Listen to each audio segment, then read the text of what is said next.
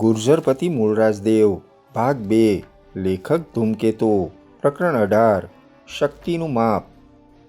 રાણી માધવીને વૈજલદેવનું વર્તન વિચિત્ર લાગ્યું હતું. એણે એના એ વિચિત્ર વર્તનનો તાગ લેવાનો વિચાર કર્યો.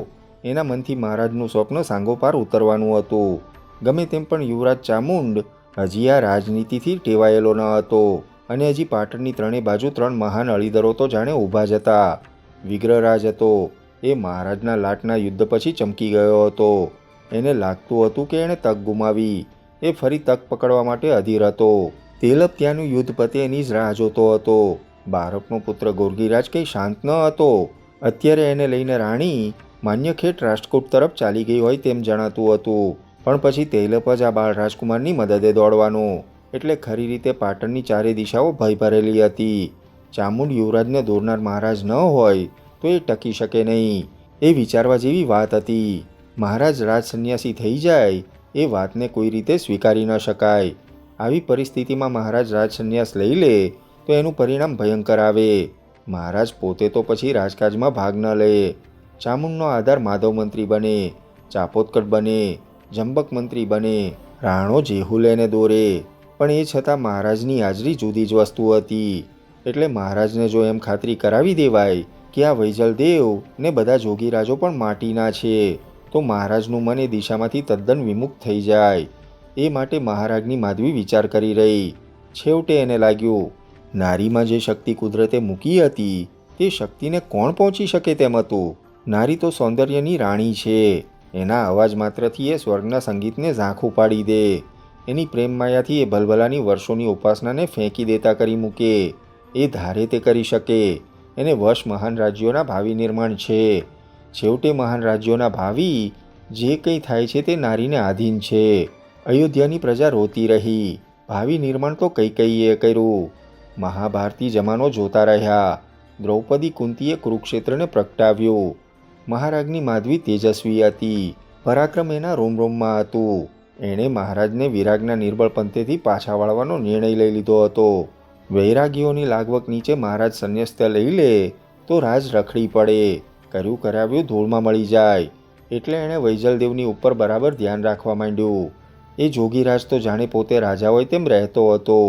એ મહાચિંતાયકના રહેઠાણની આસપાસની હવામાં જ જાણે સૌંદર્ય શૃંગાર રહેતા હતા. એના સ્નાન ચાલતા જ હોય. ત્યાં નૃત્યાંગનાઓના નૃત્યો રાત દિવસ થઈ રહ્યા હોય. ત્યાં સુંદરીઓ અભિસારિકાઓ બનીને જોગીરાજની રાહ જોતી બેઠી હોય. ત્યાંની એક તાંબુલ વાહિની એકમાત્ર જેવી તેવી દ્રષ્ટિ કરે તો એ દ્રષ્ટિમાં પણ જાણે મોહમાયીની બેઠી હોય અને એ દ્રષ્ટિમાં એટલો રાગ ભર્યો હોય કે એવી દ્રષ્ટિ માણસને આખા જીવનમાં ભાગ્યે જ ક્યાંય જોવા મળે. માધવીને પણ નવાઈ લાગતી હતી. મહારાજ મૂળરાજ જેવા મહાન પાટણપતિ આ વૈજલદેવની માયાલીલા ખુલ્લી આંખે જોવા છતાં માનતા હતા કે એ આ બધું જળકમળવત કરી રહેલ છે. નાગરિકો આ જોતા. પાટણમાં ઘેર ઘેર વાતો થતી.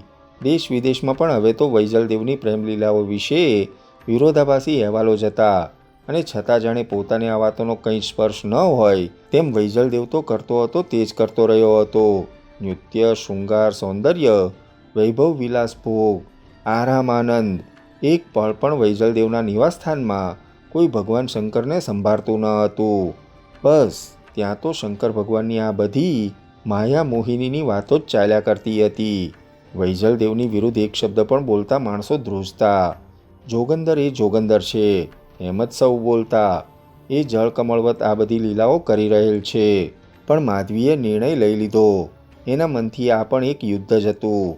આક્રમણ કરનાર રાજાને ખાળવા માટે રાજાએ દોડવું જ રહ્યું. એ જેમ યુદ્ધ ધર્મ હતો તેમ પ્રજાની ધર્મપ્રીતિ અને સંસ્કાર ઉપર આ પણ એક આક્રમણ હતું. પોતે જ આ અદ્રશ્ય યુદ્ધની દેવી હતી. અહીં શસ્ત્રો ન હતા, વાણી હતી, અવાજની મધુરતા હતી, પ્રીતિરંગ હતો, માયા હતી, મોહિની હતી, રંગરાગની હવા હતી. પોતે આ નવી નવાઈના યુદ્ધની દેવી હતી. એનો દેહ એવી સુંદર નાની નાજુક ઘાટીનો હતો કે એના ઉપર જાણે કાળનો સ્પર્શ જ ન હતો. એ જાણે યુવતી જ દેખાતી. વય એમાં કળાતી જ ન હતી. એ પોતે આ વૈજલદેવનો તાગ લેવા તૈયાર થઈ. એણે એક દિવસ તો આ યુદ્ધની ખરેખર અજબ જેવી તૈયારી કરી. તે દિવસે રાણી માધવી જાણે એ રાણી રહી જ નહીં. એના દેહમાં ક્યાંય જાણે કાળ દેખાતો ન હતો. એણે એવા તો શૃંગાર પ્રસાદન એવી તો ખૂબીથી ધર્યા હતા કે કાળ એના દેહ માટે તો વર્ષોથી જાણે થંભી ગયો જણાતો હતો. એ પોતે જાણે હજી મુગ્ધ અને તરુણ અવસ્થાની મનોહારી રેખા ઉપર મોહિની રૂપે ઊભી હતી અને એના દેહની રૂપલીલાએ પણ જાણે આજે અજબના પ્રેમકાવ્યોની પંક્તિઓ એની રેખાએ રેખામાં અંકિત કરી દીધી હતી. ત્યાં નર્યા પ્રેમલીલાના ગીતો રોમરોમમાં બેઠા હતા. એના દેહના ગમે તે ભાગ ઉપર દ્રષ્ટિ કરનારો કાળને, ઉપાસનાને, શાસ્ત્રોને, ધર્મને, બધી મોટી વાતોને વિસ્મરણોની ઊંડી ખાઈમાં ફેંકી દઈને આ નારીની જરાક સરખી ચરણરજ લેતા જાતને ધન્ય ધન્ય માનતો થઈ જાય એવી અજબ પ્રેમલીલા આજે રાણી માધવીમાં પ્રગટી હતી. જે નારીઓ ઇતિહાસ પ્રગટાવે છે મહાન મહાન રાજ્યોના ભાવિ નિર્માણ માટે, એવી ઇતિહાસ નારી આજે મહારાજની માધવી બની ગઈ હતી અને એ આજે જવાની હતી વૈજલદેવની શક્તિનું માપ લેવા અથવા પોતાની શક્તિનું માપ કાઢવા. જોગી જોગતો હતો કે જોગંદર એ આજે નક્કી થઈ જવાનું હતું. રાણી માધવીના આજના રેલાઈ રહેલા રૂપસાગરને નિહાળતા આખું રાજમહાલે પણ ઘડીભર જાણે સ્તબ્ધ થઈ ગયું. રાણી માધવી બરાબર મધરાત વીત્યે રાજમહાલેમાંથી એકલી બહાર નીકળી. એ બહાર નીકળી એ વાતની ગંધ પણ એણે કોઈને આવવા દીધી ન હતી. એનું ગજબનું રૂપ જોનારા દ્વારપાલો આભા બની ગયા હતા. તેઓ કંઈ બોલી જ શક્યા નહીં, માત્ર જોતા જ રહ્યા. પોતાનું ત્રિભુવન મોહિની જેવું સ્મિત કરતી રાણી બહાર નીકળી ગઈ. હવાને પણ એણે પોતાના રૂપ સ્પર્શથી જાણે રૂપભરી બનાવી દીધી હતી. એ હવામાં પણ રૂપલીલાના જ જાણે ગાન આવતા હતા. રાણી ઝપાટાબંધ સરસ્વતી કિનારે આવી. સ્ત્રી પુરુષ પ્રસાદના મઠપતિ માટે અત્યારે તો જાણે દિવસ હતો. ત્યાં નૃત્યાંગનાઓની પદે પદે જુદા જુદા રંગરાગ દેખાડતી મુંજલ રમ્ય સોનેરી રૂપેરી ઘૂઘરીઓની લીલા ચાલી રહી હતી. ગાન ચાલતા હતા, આનંદ વિનોદ ચાલતા હતા અને હવામાં બધે સૌંદર્યની દેવીઓ દેખાતી હતી. રાણી માધવી ત્યાં આવીને એક તરફ ગુપચુપ ઊભી રહી ગઈ. ક્યારે પોતે પ્રવેશ કરવો એની તે રાહ જોતી હતી. બધા જરાક આગા પાછા થાય ને જોગીરાજ એકલા અર્ધ સ્વપ્નસ્થ માયામાં પડ્યા હોય ત્યારે એ તક જોઈને પોતે ત્યાં જવા માગતી હતી. એક પળ તો એને પણ ભ્રાંતિ થઈ આવી કે એ ખરેખર અભિસારિકા બનીને અહીં અભિસાર માટે જ આવી છે. એક પળભર એના મનમાં એવો ચલિત ભયંકર વિચાર દેખાઈ ગયો કે મોટા મોટા રાજ્યો ને મહાન રાજમહાલયો, અપૂર્વ પરાક્રમો, યુદ્ધના કીર્તિધ્વજો અને લોકપ્રિયતાની પ્રશંસા પંક્તિઓ, આવી બધી જ દુન્વયી સિદ્ધિઓ અલૌકિક જીવન સત્વ જેવી પ્રેમલીલા પાસે પાણી ભરે છે. એ બધાનું મૂલ્યાંકન પ્રેમલીલાની એક પળ જેટલું પણ નથી.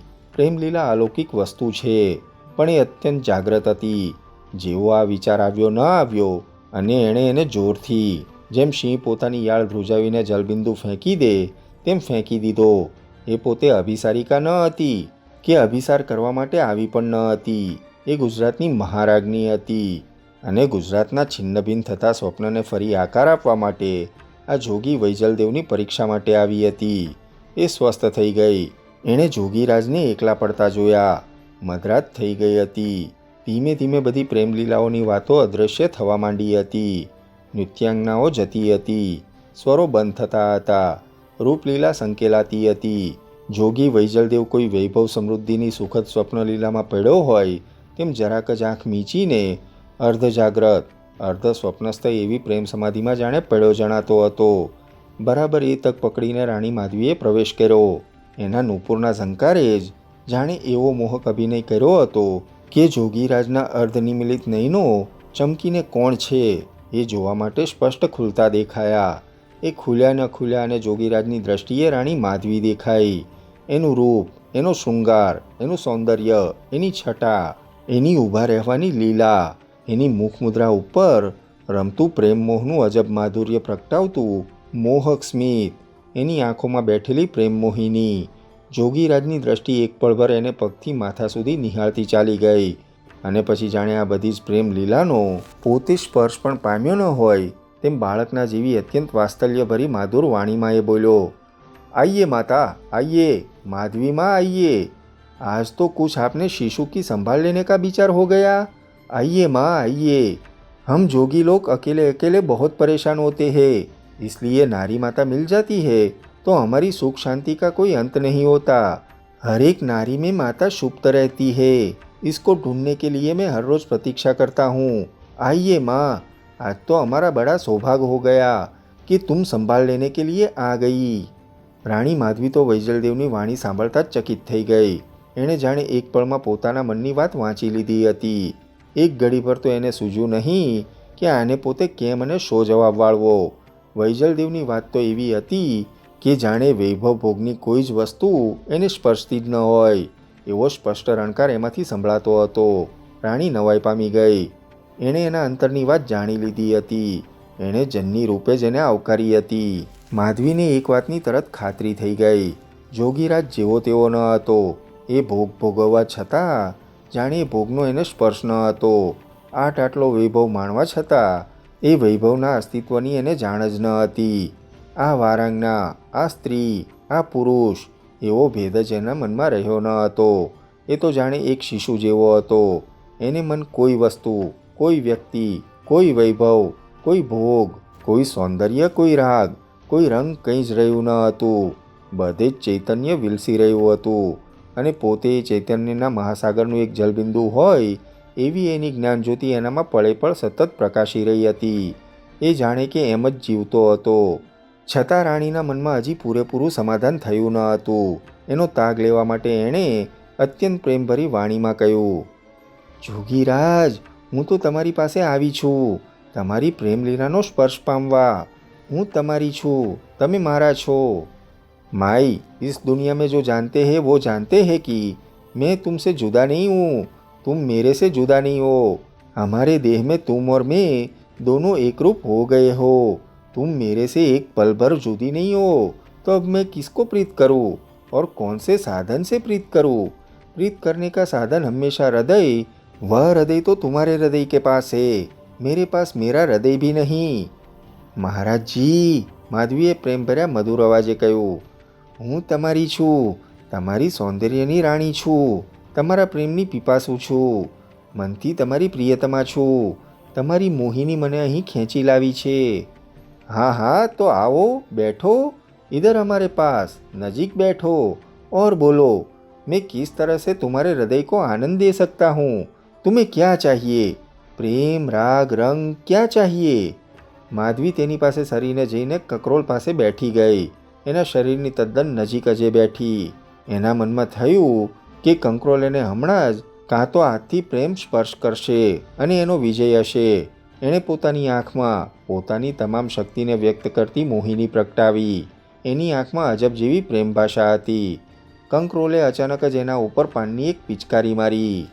अब हमारी पास आइए रानी, मैंने तुम्हारे शरीर को स्वच्छ बना दिया है, अब तुम हमारी पास आने के लायक हो गई हो, देखो. અને કંકરોલ મીઠું પ્રેમ ભર્યું નાનકડા શિશુના જેવું અકારણ હાસ્ય હસી રહ્યો. દેખો, અપના દેહ દેખો. માધવી તો એની પાનની પિચકારી પડતા જ ઉઠીને ઊભી થઈ ગઈ હતી.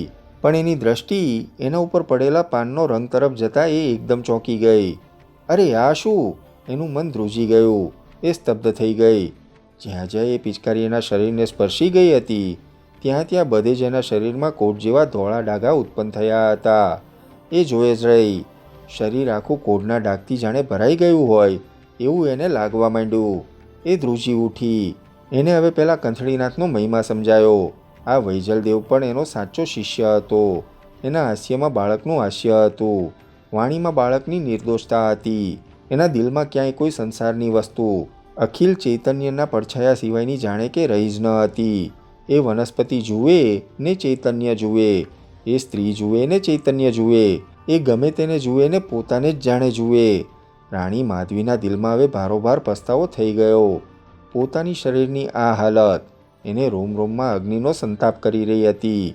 એની આંખોમાંથી જાણે હમણાં આંસુ પડશે એવું દેખાવા માંડ્યું. કંકરોલ ફરીને પોતાનું શિશુ હાસ્ય હસી રહ્યો.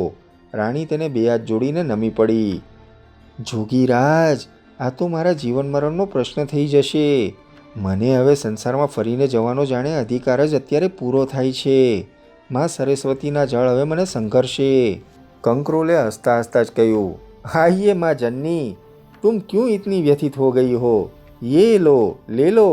કંકરોલે પાસે પડેલા એક જલકુંભમાંથી થોડું જલ રાણીને એક પાત્રમાં આપ્યું. और प्रभात में तुम्हारे स्नान जल में ये जल भी रख दो, सब अच्छा हो जाएगा. ये बात तो तुम्हारे लिए एक अच्छी हो गई। अभी तुमको प्रतीति हो जाएगी, जो दिखते हैं वो भी स्वप्न है, जो अपना मन का स्वप्न है वो भी स्वप्न है। इधर कुछ सत्य नहीं है, सत्य है केवल चैतन्य, और तुम बड़ा सत्य हो। जब चैतन्य की प्रतीति कर लेते हो तब तुम ही सत्य हो। अच्छा माई, अब तुम जा सकती हो। રાણીએ કંકરોલને નમીને વિદાય તો લીધી, પણ એનો બધો જ રૂપગર્વ આજે છેક ધરતી ઉપર પડ્યો હતો.